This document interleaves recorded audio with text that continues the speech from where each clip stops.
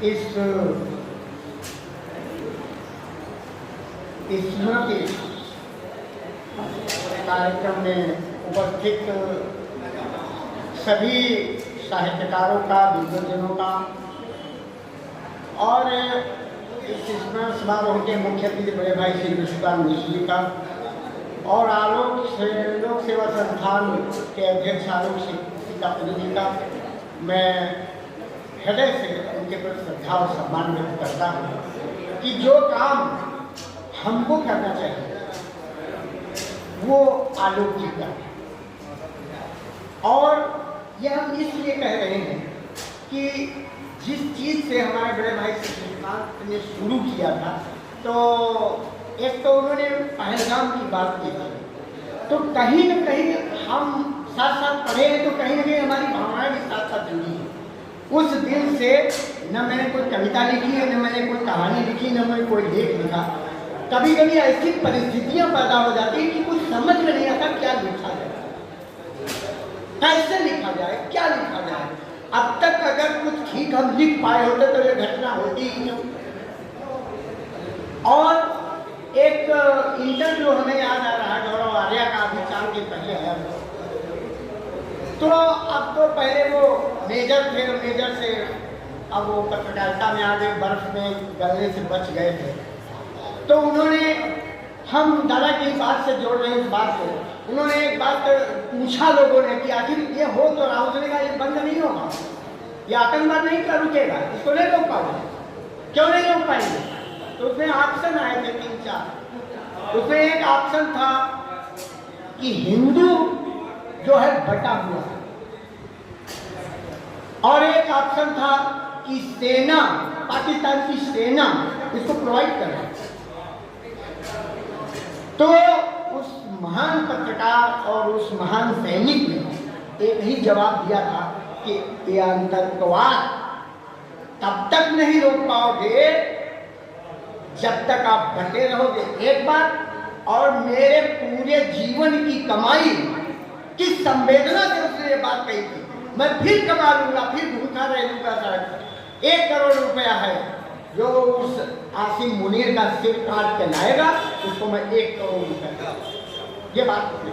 तो संकेत रूप से ज़्यादा समय नहीं है, संकेत रूप से मैंने आपकी बात से अपने को जोड़ा, और जिनके स्मरण में ये सभा हो रही है उनको मैं 3 वाक्यों से श्रद्धांजलि देना चाहता हूँ कि इन्होंने तो ये कहा कि भूतपूर्व पत्नी, हम उनको भूतपूर्व नहीं मानते।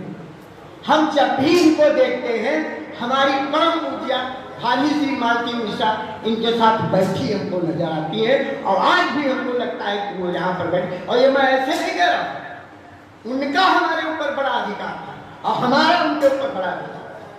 मैं 2 बातें कहना चाहता हूँ। श्री विश्वकांत मिश्र हमको BA प्रथम वर्ष के कक्षा साथी के रूप में प्राप्त हुए थे। मेरे मन, मेरे गुरुजन, जो मेरे माता पिता ने जो सिखाया, हम हर समय हारे हुए लोगों की ओर रहते हैं। तो संबंध हमारा इनसे तब शुरू हुआ कि जब RMP डिग्री कॉलेज की सीढ़ियाँ चढ़ने में इनको दिक्कत होती थी, तो बिना कहे, बिना उसके, किसी ने मुझसे कहा नहीं था, लेकिन उनको चढ़ने उतरने में मैं जो हो सकता वो करता था। और उसके बाद में उन सीढ़ियों के चढ़ाने के लिए आज मैं जहाँ पर हूँ वो सब इन्हीं की कृपा है। तमाम सीढ़ियाँ हमको चढ़ा दी। ऐसे बड़े भाई का मैं बारंबार प्रणाम करता हूँ। और भाभी जी के संबंध में 2 बातें कहना चाहता हूँ कि विष्णुकांत दादा जब लखनऊ चले गए, क्यों श्रद्धावनत हुए, ये मैं बताना चाहता हूँ। या ऐसे नहीं है, तो ये अपना मकान बेचना चाहते थे, लखनऊ में बना दिया।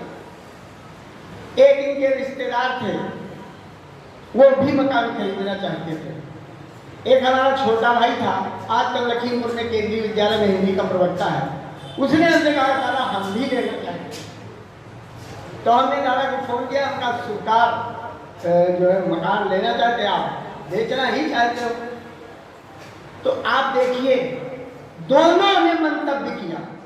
हमारी भाभी जी भी बहुत पढ़ी लिखी थी, BEd थी।